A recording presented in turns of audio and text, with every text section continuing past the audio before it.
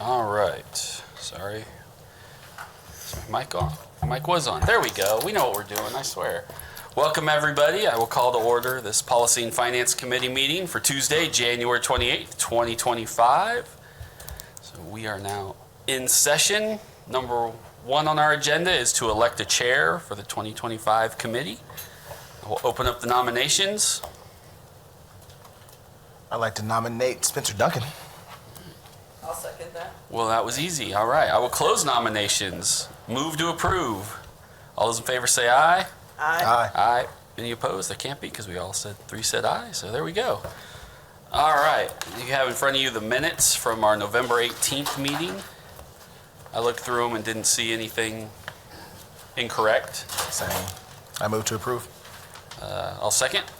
All those in favor say aye. Aye. All right, they are approved. And with that, we get to the meat of today's discussion. We will start with policy amendment to our CID policy. I have no idea who gets to talk about that one. So I guess City Manager, I'll turn it to you and you can turn it over to whoever. Thank you, Chair. I would ask Rhiannon Freeman, our Director of Planning and Development Services, and Amanda Stanley, our City Attorney, lead us through this discussion. Yeah, so Rhiannon and I practiced on our way over here, so we'll see how good we do for you. But we actually have a PowerPoint presentation to walk you through all of these numerous changes. So as some context, 2 years ago, I think, maybe 3 years ago, sometime after I started at the city, we started looking at the CID policy and realized it was very out of date. It had been more than a decade since our CID policy, which is a Community Improvement District policy, had been updated. Over the last couple years, Rhiannon and I and now Braxton have done several TIFs, CIDs, and RHIDs now. And so every time we've made notes about what we liked about the process, what we hated about the process. And so we thought we would bring you comprehensive changes to try to create some uniformity. It's better for developers if the same process works for each of those. It's better for us so that we aren't saying, okay, well, when do we do the funding agreement for this one compared to that one? We want standardized timelines. So with that, Rhiannon's going to kick us off with the PowerPoint presentation, and we are happy to take questions throughout the way. But we are going to kind of talk about all three policies simultaneously so we can show you consistency. I was going to ask that. On our agenda, where they're separate, but the presentation, which is fine, all three together. Okay, perfect. Yeah, I think some of the areas we were changing were across all three policies, so it just made sense to put it that way. Awesome. This is not my presentation. Yeah, no worries.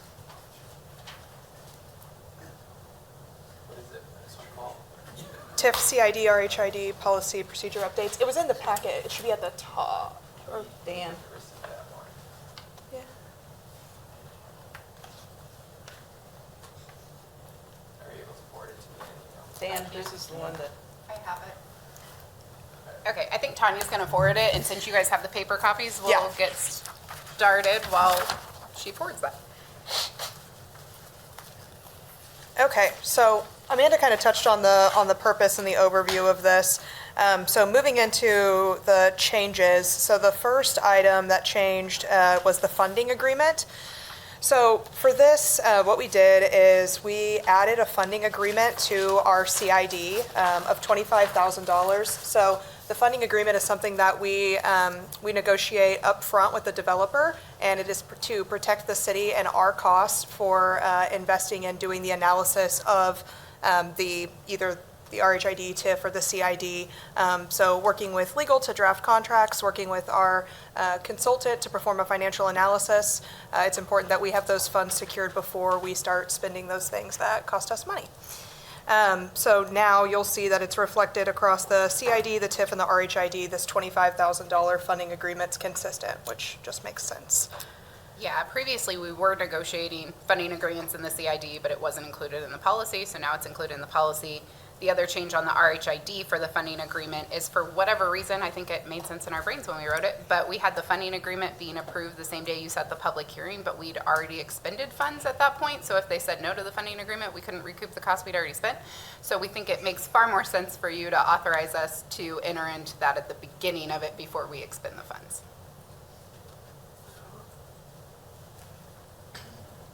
All right. So the next slide outlines the changes for application fees. So the only policy with a change here is the CID. The application fee is increasing from $1,500 to $5,000, putting it in alignment with both the TIF and the RHID programs. It's the analysis and the lift from a staff perspective and a consultant perspective is the exact same, so it just makes sense that we would align our application fee to be the same. All right, I might let Amanda speak to this one. I know that you and Councilman Duncan had talked a little more detail about this. Okay, the next change is only in the CID policy. So CIDs are community improvement districts. The most often use of that is the levying of a sales tax in a particular area. During governing body discussions over the last couple CIDs that were approved, there was a desire on behalf of at least one or two council members to add some signage requirements to a CID district so that you know when you're making that affirmative choice to shop at that particular store in a CID that you understand you're going to pay a higher sales tax. So we scavenged some other cities to see what signage sizes they used, and then Braxton pointed out it was small, so we increased the size. He said all his eyes should be able to read them, so we decided to make it a large sign of 8.5 by 11 inches page with font at least 30 point size font so that everybody can read it, and it would have to be prominently displayed at the public entrance typo on that, for the duration of the CID sales tax. Perfect. So the last CID we did, which was the Topeka Boulevard, Whataburger, and Chick-fil-A, this came up then, and I tried to amend this into that, but at the time the agreement was already moving forward. So at that time the council said, we hear what you're saying and we don't disagree with you, but it's not part of our standard policy. So as we've reworked this, I've said, well, okay, let's make it part of our standard policy. And my issue has always been with CIDs. For me, should be a pretty high threshold. I think I've voted against as many as I voted for since I've been on the council, in part because I get what they're for, but they are a sales tax increase. I mean, they are a 2% sales tax increase. And so I just feel like when people go in there, I still get emails asking, how come I paid more academy sports than I did across the street? Because people doesn't mean everyone's going to read the sign. How often do you read it? But it felt like signage. And as I researched it, this is not uncommon in a lot of other states or cities where they have some kind of signage. So that's where this came from, if everybody's curious. All right, so the next piece is a change that speaks to affordable housing language being introduced into the TIF policy. So essentially what happens is there's areas throughout the policy where it highlights the goals of the program and the highest public benefit, and in that there's statements like blight, public improvements, strengthening the employment through the economic base. But one piece that was missed in that was an increase in affordable housing, which I think since 2018 we've seen the heightened need of focus in that area. So we thought it made sense to add that in here as we see people using the TIF program to try to close the gap on projects like that as well. So just a small change to add affordable housing into there as a call out in the policy.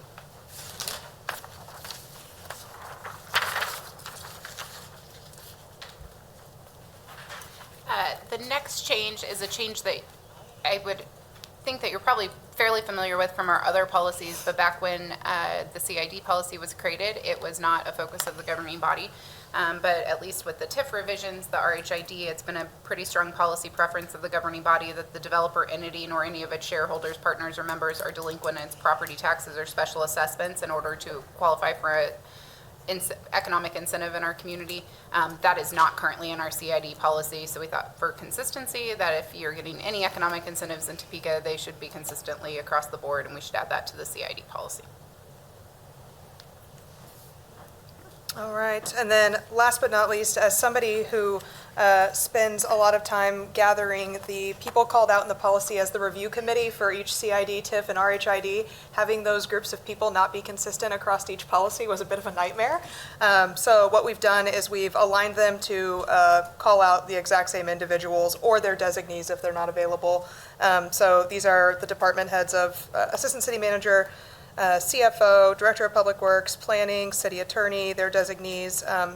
There's callouts for the utilities director, bond counsel, and then also the city's financial advisor. So this is really just for some consistency sake as well. I think the more that this group of people can go through and analyze financial analysis together, I think the stronger the group becomes at being able to review that and make decisions on how to proceed.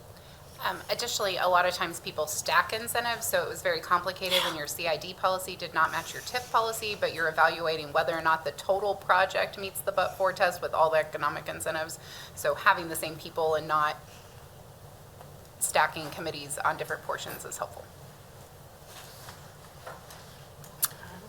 Yeah, and I think those are the major changes throughout the documents. If there's anything specifically that you want to talk through, in any of them, I'd be happy to take a deeper dive. And one other point, just because it was a question that was raised to me, and you might get that, is our TIF policy and CID both have a policy passed by the governing body and also a procedure that just kind of makes it easy to understand. Our RHID policy is just one. It's a policy and procedure in one resolution. So that was just a change in drafting preference when you did the RHID.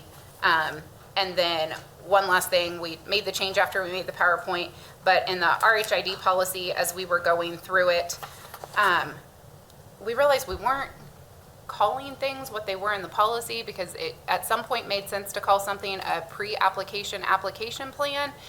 None of us know what that is, so we changed that to a application and a project plan, because that was the phraseology that we were actually using.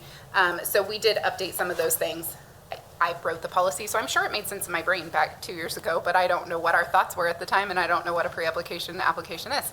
And so we have asked for your discretion to go ahead and change that to terminology that we're all consistent with. That sounds fine to me.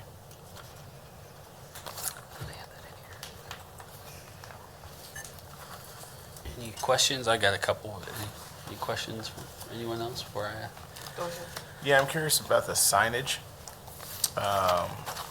You had mentioned, you said you saw it at some different places, and that's kind of new to me, and I'm as thinking as a business owner, would they like to have that exception or have something in signs that across the street they don't have? Do you think that would persuade people from going to their business?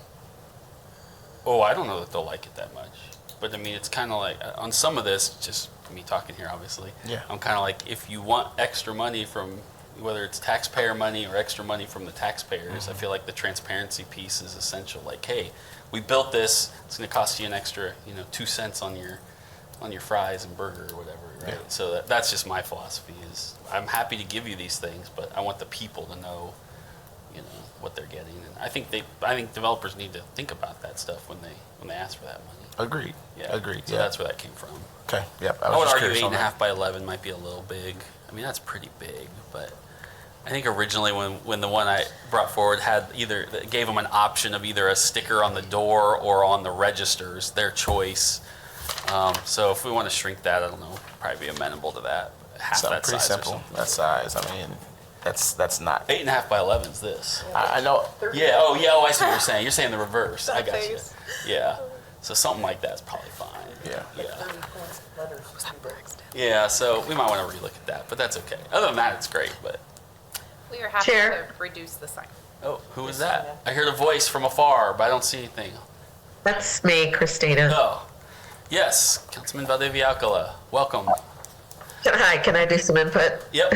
Of course. So I think it's a good idea. I think we had talked about it before, and I don't think this is so much a benefit for the business as it is exactly what you're saying, so that the consumers or the taxpayers or the visitor into the city can know.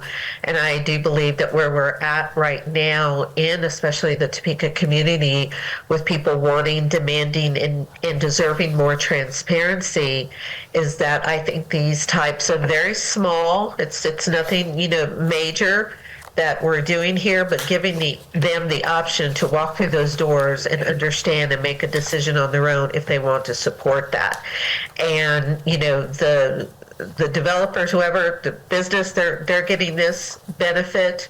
So then the taxpayers whose dime it is should also be getting this benefit of education, and that's not on the back of a pack of matches. That's something actually, discernible that they will be able to read and understand. So thank you. Yep, thank you. Yeah. Yeah, I think we're all in agreement that there should be that transparency, but I just want to make sure we're looking at it from all angles. That's all. Thank you. Anything down here? Councilman Banks? No, Member Hofer? thank you. I do have a question about the traffic impact studies. So if currently I want to do a TIF or whatever the project is, whose responsibility first is it to get a traffic study? Is it optional, they can get it, or we mandate we have to do it? So we have, I'm going to look to my Public Works if I start going awry here, but so we have guidelines that call out what would make a project subject to a traffic impact analysis. So if it falls within those guidelines, the determination is set by Public Works that that's something that the developer needs to provide and have done. So I think the conversation here leads to, should a traffic analysis be provided that is inadequate or is not correct and requires our engineering team or our engineering consultant to go through, make corrections, spend several hours working through it, the back and forth where we end up doing some of the modeling internally is the cost that could be passed along. Okay, but what those criteria are pretty clear. I mean, they aren't subjective. They can't just be like, well, we didn't like the answer we told you to go get the traffic study. We didn't like what it said. Even if it said that, and I'm not saying that happens. I'm looking at every scenario so that we don't find a situation where we told them to get it, we just didn't like it. Now we're trying to charge them again, and then all chaos ensues. So. Yeah. Again, not Public Works, but speaking of the amount of visibility on a project that involves quite a bit of traffic study, the guidelines have been tightened up and it's been thoroughly looked through. I feel like it's solid. Awesome. All right. That's all I got. Anyone else before we? So do we need, if we want to approve this? Yeah, if you want to move it out, the city manager did message me. There might be maybe some flexibility if we want to put deputy city manager or assistant city manager to give the city manager flexibility based on who's best on his executive team. Are you okay if we make that change? Oh, we can make that change, yeah. Yeah. Let's just So loop that into the amendment, motion to. If you can let us make that change, then if you guys want to move these out, we can get them on an agenda near you. And between now and then, maybe before it goes to the council in the next couple of weeks, we can talk about a sign tweakage, something a little smaller. But I think that's the only thing we'd like to see. Nice. Yep. Walk me through the process. I have a project, say I'm going in and I want to, it's like, I can't think of, 11th and Wanamaker, that whole shopping center that they redid. I walk in, what happens? I want to do this, what do I need to do?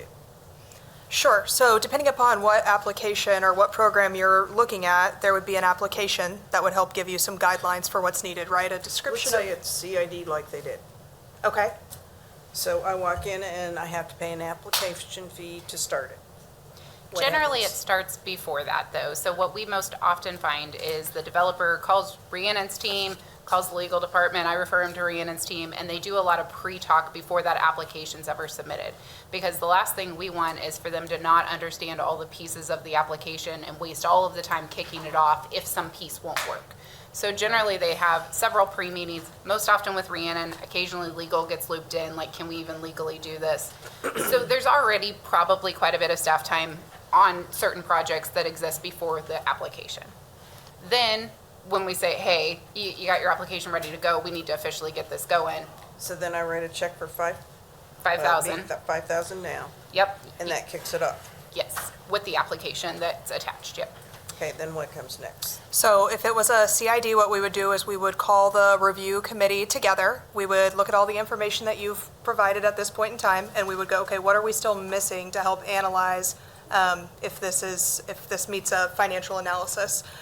If we think that the project has merit and that the group decides that we want to continue to move it forward, then we would reach out with the funding agreement, have you sign that, and then we would engage our financial consultant to run a full financial analysis where they might be reaching out to you for more information about your capital stack, what type of funding you have to make the project work. And then that analysis is what we would be, if recommended, taking it to council, that would be what I would be presenting to you for approval. So that's where the $25,000 check comes in. Yeah, so then the financial analysis can range depending on the scale of the project. Like if they're doing a financial analysis of both the TIF and the CID together, that's going to be a bigger project than just a CID. The financial analysis come back initially as a draft so that, you know, Rhiannon can do a gut check of it, or if she has legal questions, I can do a gut check of some of those. If we see issues, we go back to the financial advisor first, because last thing we want to do is call the review committee together to waste everyone's time. So when we feel like the draft's pretty good, it goes to the review committee, it's thoroughly vetted. Frequently, there's questions that somebody thinks of that we have not thought of. So then our financial advisor, or if it's like confidential information that we need, they will go back, or it's the city attorney if we're negotiating with a lawyer that goes back and says, hey, we need these. Go back and forth a bit, but if the committee says, hey, it's close enough, we approve it conditioned on you getting these extra stuff, then that kicks off the development agreement negotiations. And so then we do contract negotiations. Lately, we've been doing them in-house. That has not always been the case, but generally we try to keep those in-house when we can. If it deals with bonding our IRBs, we do have to then engage bond counsel at that point. So we deal with that.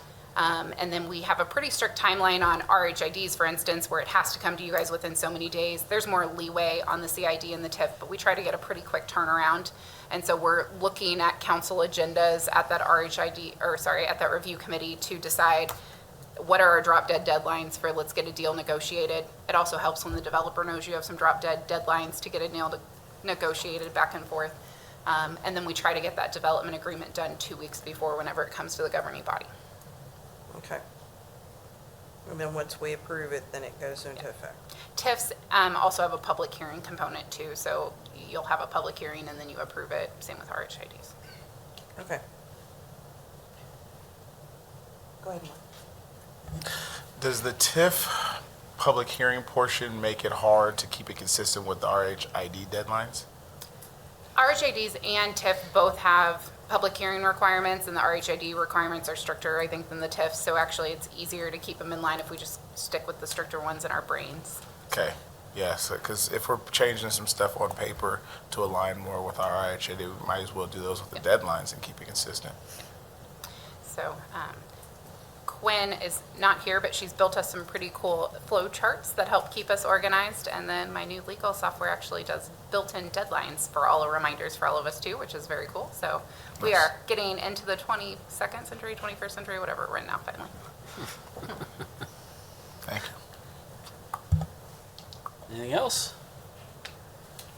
All right, well, then I would move to approve with those changes as previously suggested.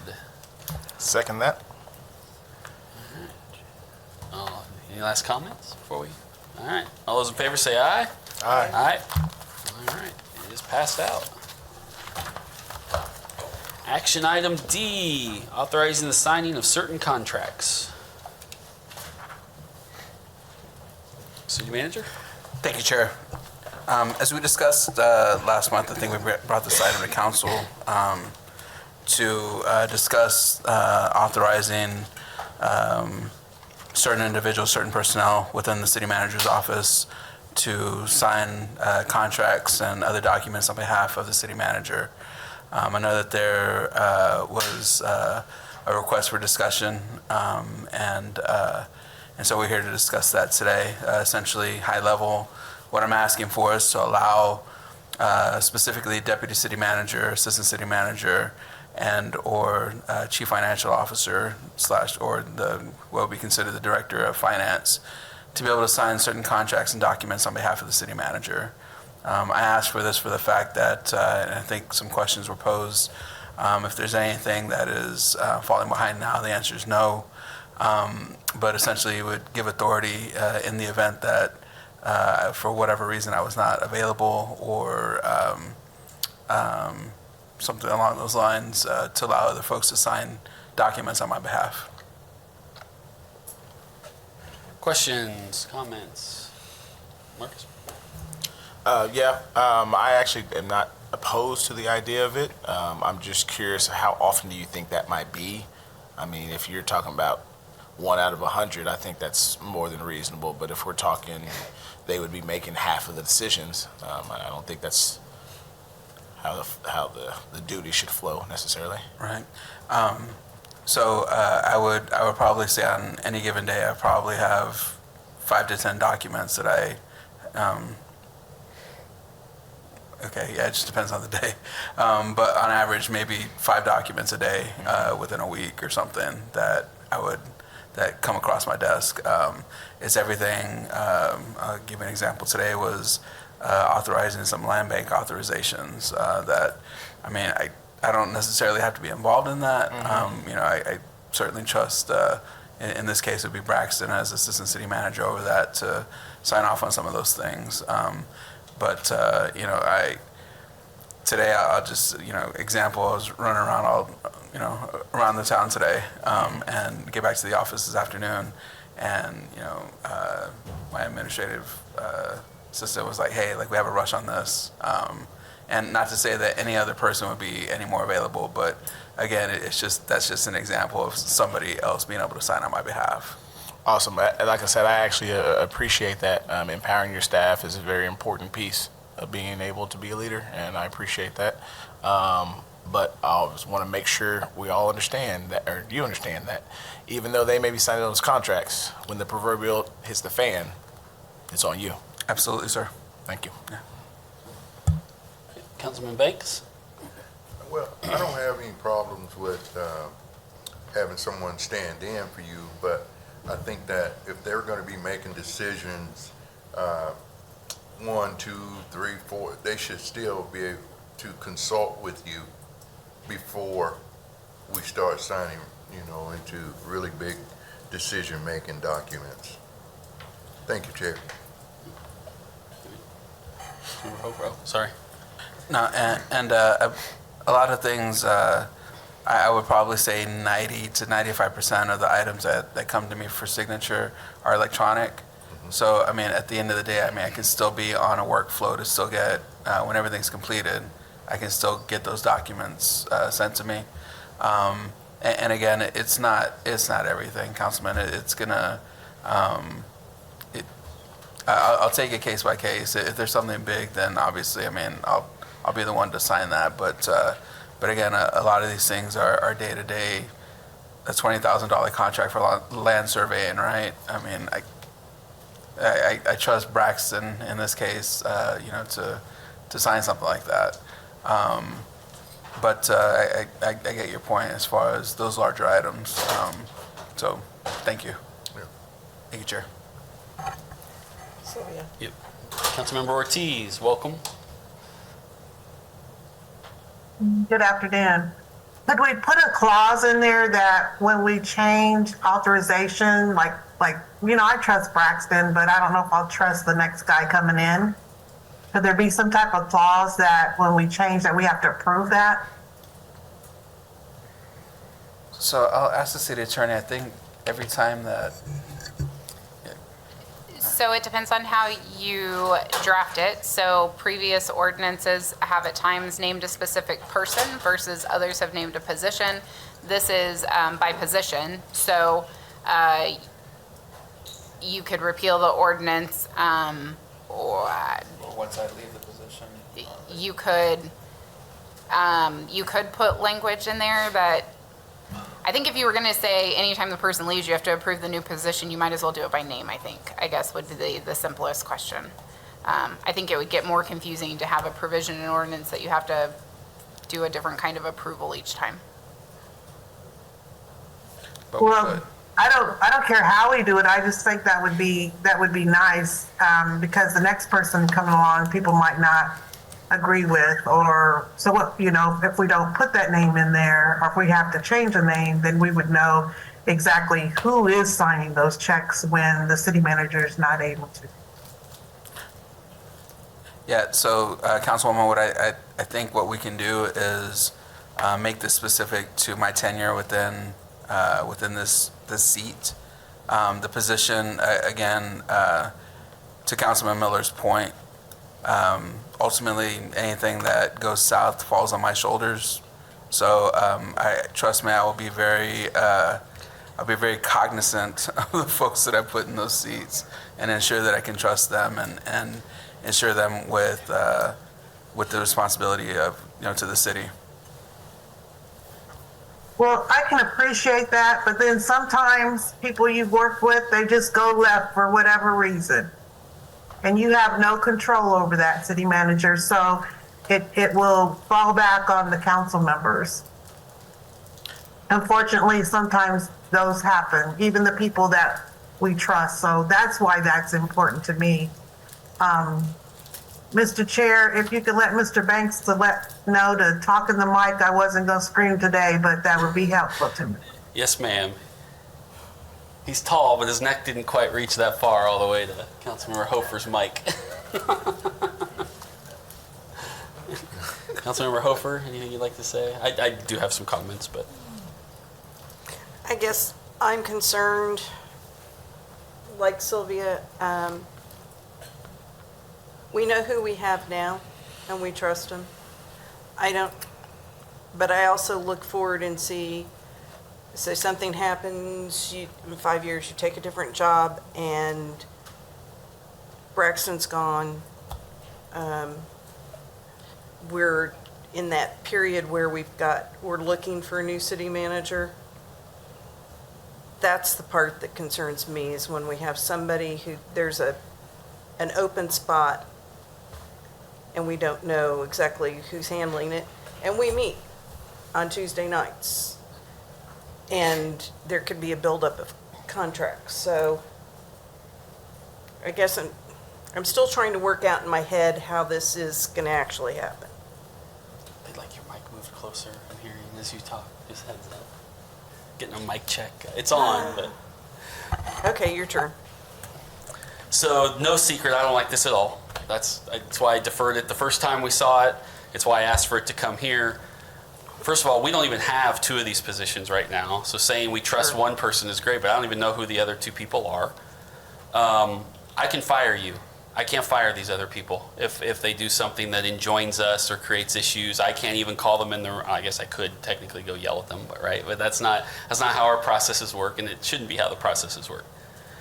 So my issues have been that this is giving 3 new people something that up until today we've only given 1 person the authority to do. And my issue with it is that seems too much too fast all at once. At minimum. And we haven't seen any, I have no idea how many contracts this city signed last year. Couldn't tell you. I'm sure it's in the thousands. I have no doubt about it between every little, so I totally hear that issue. At the very base, to get me closer to liking this, I would prefer that this is only authority given to only 1 other person, right? Whether that's, my preference would be our director of finance, but I could be convinced that it should be the deputy city manager. That makes sense. They're the second person. And I think there should be a dollar threshold. Whether that's $25,000, $50,000. That way, if it's those small contracts that take up a lot of time, great. Those can be signed by that person, put on their desk. And then everything that's capturing millions of dollars and hundreds of thousands of dollars still have to go to the city manager, who can say, whoa, because my concern is, as always, we're here about the institution. I don't know who's going to be here 20 years from now. And so I want to help every city manager, but I want to make sure that the process makes sense 20 years from now as much as it does today. And so I want to make sure that one of these people, even if it's accidentally, can't suddenly sign a contract on a Thursday and we now owe somebody $20 million with an out clause. And I know legal reviews everything and nothing gets signed, but I'm betting, and I don't know this, but that the city manager on those really big contracts takes a few minutes to be like, whoo, what are we really doing here, folks? Like, let me take one last look at this before I sign away this big, huge $20 million infrastructure project. And I don't know that that's going to happen every other time. If they're just going to say, oh, legal sent it up, great, I'll sign it without double checking. I mean, that's what we hire him to do. So those are my concerns with it. I would feel much better if we limited it to start. And then if 6 months from now or a year from now that was not enough and they come back and say, oh, it's been great. But again, we can always amend it. But it's a lot harder to scale back than it is to scale up. And so that's where I'm kind of at on this. I mean, so we can talk about what that would look like, hear from city manager and staff, what they're amenable to at this point. get your thoughts on it, but that's where my head has been on this one. Chair, Yes. it's Christina again. Yep. Go ahead, Councilwoman.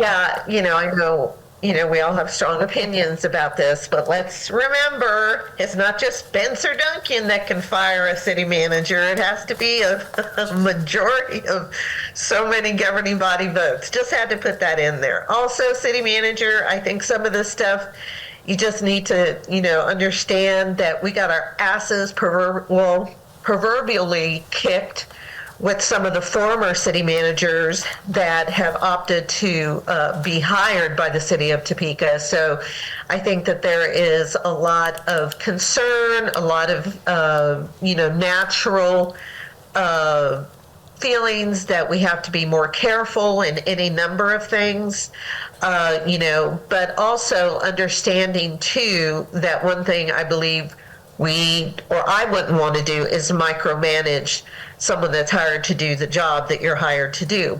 With that said, I think taking a slower approach, as Councilman Duncan says, and amending it if needed, sounds to me like it could be a fair kind of middle, because I don't think any of this is personal at all. I think what it is that we've learned some hard lessons. I think those that have been on the council longer have continued to learn hard lessons, but I like that amended as needed and having one extra signature in addition. Thank you, Chair. Oh, thank you. Thoughts, Councilman Miller? Yeah, if we go down that route, and my motion is that the limit is $100,000. Also, Councilwoman, I just heard you say something, and I'm not going to repeat it, but I'm curious who this personnel choice was. Thank you. Chair. Yep. City manager, sorry. If it's okay, I'm going to just make this easy and just withdraw this item for any future consideration. I don't think that's necessary. I think we understand your logistical problem, and so we do want to.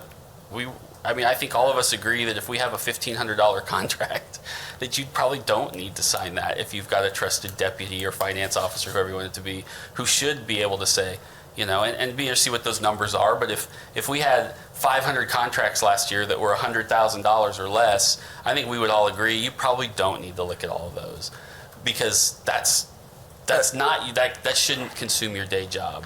No. So I don't think any of us here oppose the idea of offering you some help to start cleaning up some of that and get that off of your table. I just think partly to Councilwoman Valdiviacola's point, some of us, for right or wrong, are trying to make sure we don't step into some landmines some of us went through recently, and two, just make sure that we're taking it slow, because again, it's harder to backtrack. So if you want to, that's certainly your call. My recommendation would be that you bring it back to us with some of the recommendations we just made, and I think you'll have no problem getting it passed through this governing body. I appreciate that, sir, but again, I know that this is a Policy and Finance Committee, and again, just trying to put this in front of council again, to me, I'd rather just withdraw this. Okay, Thank you. That's your call. I will tell you that even I think the night we discussed this, a few of the other councilmen expressed the same concern. They don't have an issue with what you're trying to do. They just thought this was too broad, and I think that's why they were happy to see it referred back to, in conversations I think some of us had with our colleagues, that they were just happy to see it referred back here, so maybe we could make those changes before we send it back to them so that it didn't get consumed with the meeting up there. But I'll leave it up to you, but my recommendation would be that please feel free the next time we meet next month to put this back in front of us in some new form, and I don't think you'll have a lot of issues. Just my 2 cents. I appreciate that, sir. Thank you.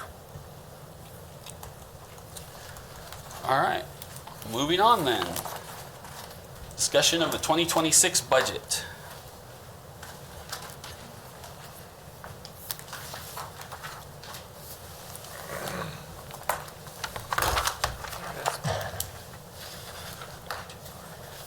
Good afternoon, everybody. So we've been talking about the 2026 budget kind of for the last, since the 2025 budget for the last 6 months. And so we have a brief presentation today. You have kind of put there, please.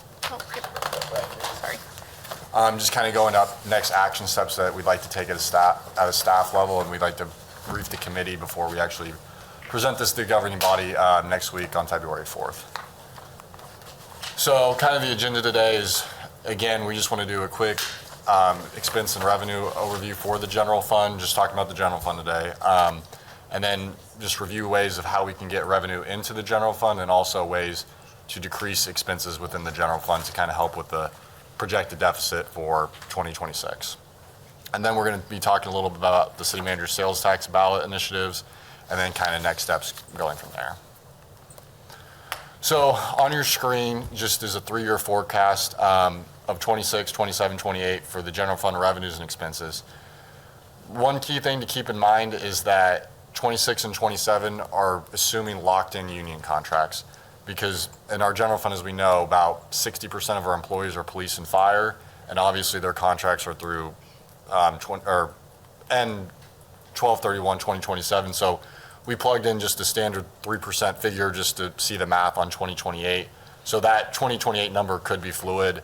And then also we carry a vacancy credit every year. In these figures represents a $1 million vacancy credit each year. So that's assuming some sort of credit going forward.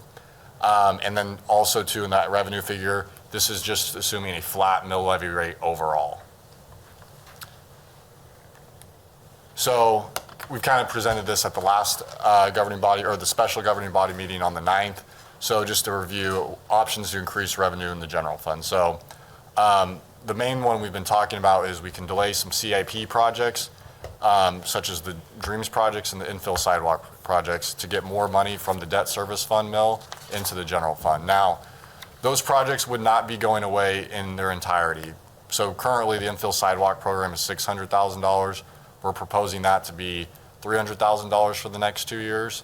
And then part of the reason we came to that conclusion is we hope through the RAISE grant, we're still going to be doing sidewalks, but having grant money will still allow us to do sidewalks within the city, but we just may not bond as much on the city side of things.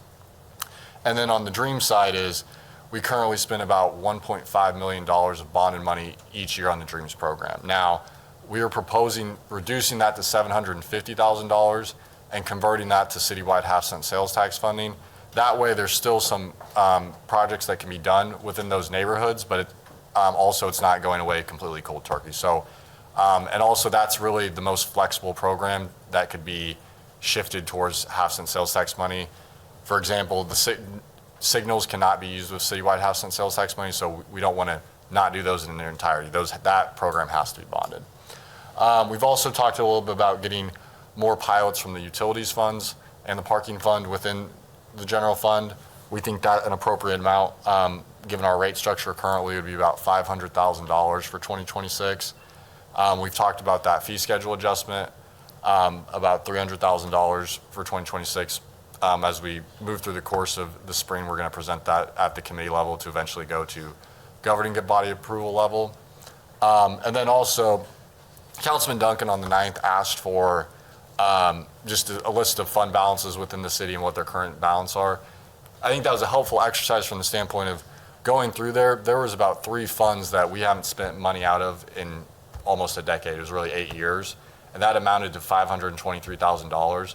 We'd like to eventually have this committee consider moving that into just our general fund reserve as a way to get more money in for 26 rather than just cutting expenses, kind of soften the blow going forward. And those 3 funds were the Historic Asset Fund, which was $29,000, hasn't been spent out of since 2016. One of a carryover from our TGT fund, which was about $50,000. And then another one was one of our insurance funds, which was set aside in 2016 to cover anything that we weren't insured by. My thought process with that, if we haven't spent out of it in 8 years, and if we have an accident that we're not insured by, we're going to use our reserves anyway. So I think that's a duplication of having a reserve of the reserve. So that was one thing to consider. So ultimately, we'll brief the committee on that, but that's just high level of that one today. We also really haven't increased our admin fees at a similar amount comparatively to the past, so we think we can increase that because like some of our admin fees have been the benefactor of short-term interest rates. So we think we can actually charge higher in 25 and 26, which that's a charge to other funds to get more money within to the general fund. And then finally, we still are above the general fund 15% reserve level. We can spend down that money to help get us through 2026 and kind of ease the blow going forward as we kind of have more time to evaluate options on the expense side. And then the final thing is a lot of those are one-time savings, just to be very clear. But I think one time is better than no time, so we wanted to present those options as well. So without getting into specific departments yet, options to remove expenditures in 26. We've talked about if we make a hotel decision, if we stop subsidizing the general fund with our hotel, that would reduce the general fund expenses by about $1.4 million. We give out community grant programs to the tune of $1.4 million through our general fund. Maybe that's reduced to $750,000, and because maybe the council values not cutting departments much versus giving that money out to the community, or vice versa. But one thing I didn't do a good job of is presenting all of those, because a lot of times we just carry those forward in the budget, and maybe this year it goes through a more scrutinized process, because when we have new council members, they don't know that, for example, PARS is in the budget or SAVE is in the budget like we've talked about recently. So that going through a more scrutinized process is something we probably want to look at going forward, or we could look at. We also, police vehicle decrease, we currently spend about $1 million out of our general fund to have a replacement cycle of 13 vehicles. Maybe we drop that down a couple $100,000 just to ease the blow going forward. And then in the 2025 budget, we approved $600,000 worth of engineering studies to pay to outside consultants. Now, we could propose to cutting that back down to $300,000 to maybe just have a more scrutinized process of what we do for a study versus what we don't do. So that's just a summary of the previous two slides, and using simple math, that's about $13 million. And we acknowledge a lot of that is one-time savings. So if we wanted to close that gap, we'd have to, just for 26, we'd have to ask departments to make personnel, non-personnel cuts through to the tune of $4.4 million for 26 just to close that gap. Now, 27, as you notice, we were using a lot of one-time money to get us through 2026. Without making any substantial changes today, we'd still have to find another $10 million for 2027. And the purpose showing this slide is we have to kind of change the way we operate, just because it's unsustainable without a revenue mechanism or a stark expense reduction. Now, what is being proposed, and we'll get to the next steps on the slide, is a sales tax initiative, and we've talked about this a lot before, of a half-cent sales tax that would generate $19 million that would go towards increasing affordable housing, homelessness, and public safety. And the plan is, on the next slide, is kind of some discussion and feedback for today. This will be presented at the governing body next Tuesday, and eventually go to a governing body vote on the 11th.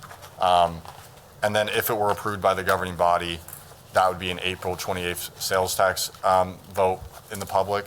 And then if that was approved by the public, because remember, it's a two-pronged process, it has to pass council and it has to pass the public. The first collection date would be October 1st, if this is all approved. And so with that being said, this is just mainly feedback, discussion on what was presented, and I guess I'll also say if there's anything I haven't provided in the past, I'm happy to provide that in the future, just if I've ever missed anything, so. All right, questions, comments? Councilmember Miller? Thank you. I appreciate the presentation. Our options are out there for us and for the public to understand and listen to, and for us to discuss. I think you've done a fine job, you and your team. Thank you. Anything down here? No? Anyone online? I don't know if council members Valdiviaco or Ortiz are still there. No comment. I got nothing. I think one of the questions I asked when we had a budget meeting, and if you don't have it today, that's fine too, but by next Tuesday, one of the questions I had asked was, of these three categories, we kind of know public safety, although they can always include it, but what percentage of our budget do these currently make up? So how much of our current budget are we spending on affordable housing programs, and how much of our current budget are we spending on homelessness programs? So I have that now. I did it a percentage, or I don't have the percentages, I just have the total, so I can okay. provide that. Okay. But one key thing I wanted to know, in this, we calculated grant money and general fund money. So affordable housing, through grant funds such as CDBG, the home match, FHLB, it's about $3.7 million. And now that's particularly all grant funded. And then our general fund for affordable housing, for that home program, we do have to match $150,000. So in total, for about affordable housing across all funds, including grant, that's about $4 million. Okay. Now, for homelessness, EAS, Impact Avenues, about $1 million out of the general fund, and then some grant funding, about 1.7 is what we got from the Grant and Housing Division. And then this, for homelessness encampment cleanups, we spend about $200,000 a year. Now that number's fluid, but totaling all that, that's about $3.1-ish million. And then, like you said, public safety is pretty easy, just adding police and fire. About 70-ish. Yeah, 70% of our general budget, fund, give or yeah. take. So, And I'll provide that I just have a kind of a rough no, Word that's doc, cool. but I just can think those provide that. numbers are important for council members to have some reference point as to what the ask is going to fund percentage-wise and actual dollars-wise. And then, two, I think it's good for the public to hear what we're spending on some of those programs, because I know sometimes the perception is it's not much, and it's pretty decent percent of budget, and it's a lot of money. So, yeah. Sorry, Michelle. Fight. No. Rock, paper, scissors. That's always gonna be ladies Councilmember first. Hofer. Mike, turn your mic on. Considering what we got in our email this morning, are any of the affordable housing, and the homelessness programs, are they going to be affected by the federal government? Do we know yet? It's far too early to know. Yes, a lot of those programs are federally funded. We'll work with our delegation and hope to ensure that whatever the pause occurs, that we do not have sustainable impacts. We're still grabbing all of our data on all of our federal so that we can make our request to our federal delegation, hopefully today or tomorrow, with a comprehensive look at these are all the federal dollars we get. But yes, most of those, all of our HUD funds that impact affordable housing and homelessness are federal funds. So if we lose those, this is probably our best option to recapture? I have lots of faith that these are federal programs for HUD that hopefully we continue to receive, but we would need to fill the gap somehow or stop providing those vital services. Okay, thank you. Part of the problem with that is it's a moving target right now. Yeah. So I'll give you an example. So Meals on Wheels programs across the country are afraid that their funding is included, because it is. Now what the administration has said is, well, we can fix the ones that we're okay with as we are notified of them, right? We all know how fast the federal government operates right on top of it as you go down the line. So I think some of these programs, as of 5 o'clock tonight, we may not get paid, but it could be a week, a month, 3 months, 6 months before we know, have these finally been back approved, through the programs to get. And that's going to be the frustrating part, I think, for organizations, cities, anyone receiving those funds is, we don't know, and it could change every other day. So. It is why we're trying to be so proactive about getting our list to our federal delegation ASAP so that you can get to the front of the lines. Is that something that once you have it, do you think it'll be ready by next week to get some kind of quick overview? Yes.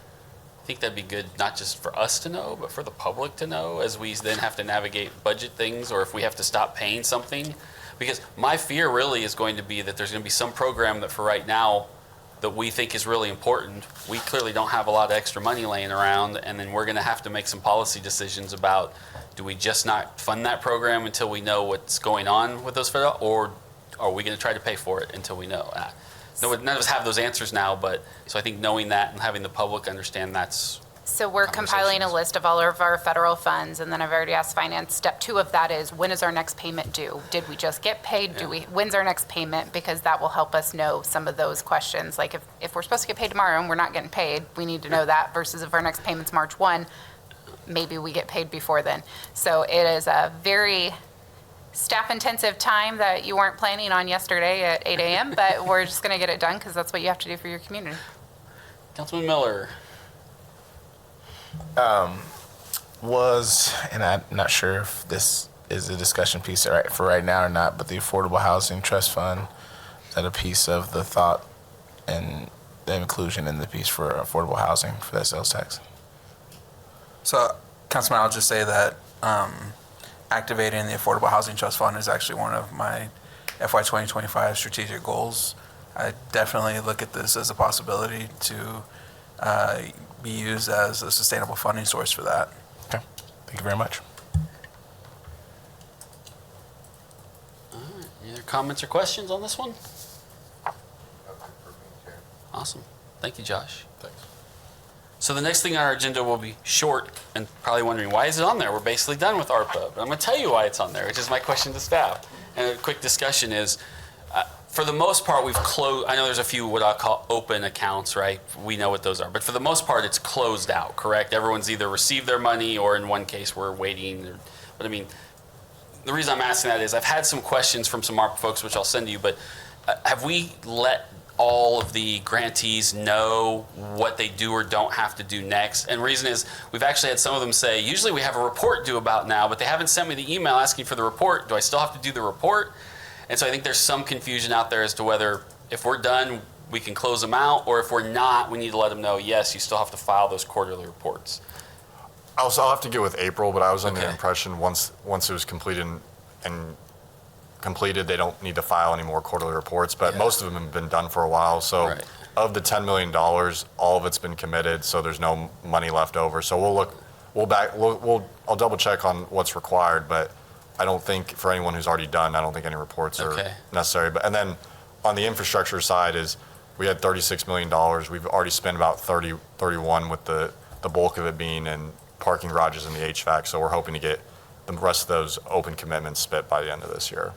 Okay. Well, once you get with April, and if you find out we can close those out, could we send them all As a some reminder, a formal yeah. notification that you're good, don't worry about it anymore, good job, or Yeah. whatever, Okay, I think We that will would do help.